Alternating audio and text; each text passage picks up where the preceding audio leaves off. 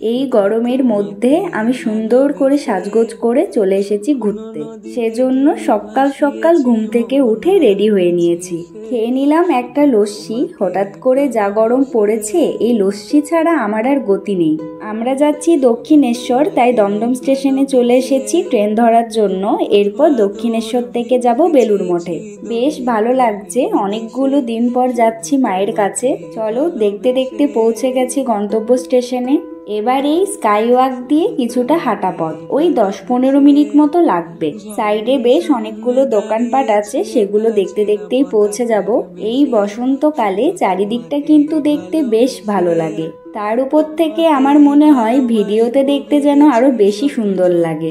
এখন থেকেই আমি কেমন একটা হোলি ভাইবস পাচ্ছি। আসলে হোলি তো খুব একটা দেরি নয়। সো ফাইনালি আমরা পৌঁছে গেছি। আজ অনেকটাই ভিড় ছিল মন্দিরে। কি যে সুন্দর দেখাচ্ছে মন্দিরটাকে।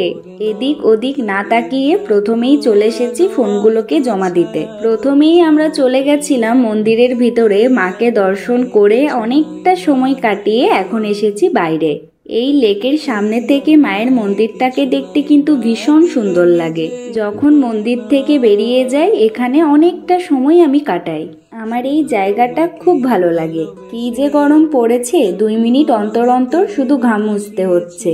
এই তো সবে গরম শুরু হয়েছে, কি যে হবে এবছর ভেবেই ভয় লাগছে। সে যাই বলো, গরম পড়ুক বা ঠান্ডা পড়ুক, ফটো ভিডিও তোলা বন্ধ করা যাবে না। আমি আজ প্রচুর প্রচুর ফটোস ভিডিওস তুলেছি। থ্যাংক ইউ তোদেরকে আমার এত সুন্দর সুন্দর ফটো ভিডিওস তুলে দেওয়ার জন্য। ভাগ্যিস আমি আজ ছাতা নিয়ে এসেছি, নয়তো আমি আজ শেষ হয়ে যেতাম। এখান থেকে বেরিয়ে যাচ্ছি, এবার যাব বেলুড় মঠ। অটো করেই যেতে পারতাম, তবে আমরা লঞ্চে করেই যাব। আমার এই লঞ্চে নৌকায় উঠতে খুব ভালো লাগে। মানে জলে সব রকমের রাইডে চড়তেই আমার ভালো লাগে। অনেক ওয়েট করে থাকার পর ফাইনালি আমাদের জন্য লঞ্চ আসছে, তাই গুটি গুটি পায়ে এখন জলের দিকে এগিয়ে যাচ্ছি। আমি এখনো পর্যন্ত লঞ্চে উঠলে বাচ্চাদের মতোই মজা পাই।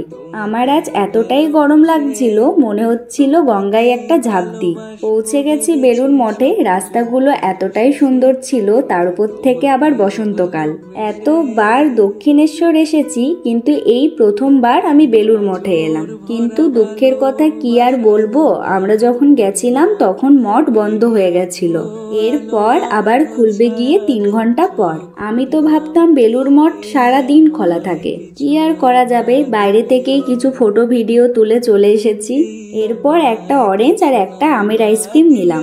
আরো একটা দুঃখের কথা, এখন 1.5 থেকে 2 ঘন্টা লঞ্চ বন্ধ থাকবে। সেজন্য আমরা এখন যাচ্ছি বালি। বেলুড় মঠ যাবো জন্য দক্ষিণেশ্বর থেকে তাড়াতাড়ি বেরিয়ে গেছিলাম। কি যে লাক খারাপ আমাদের।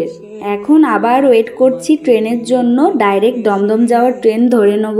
এই গরমে জানলার পাশে বসলে মনে হয় গরম হাওয়া যেন ঠাস ঠাস করে থাপ্পড় মারছে। চলো, খাবার নিয়ে নিয়েছি দুপুরে লাঞ্চের জন্য।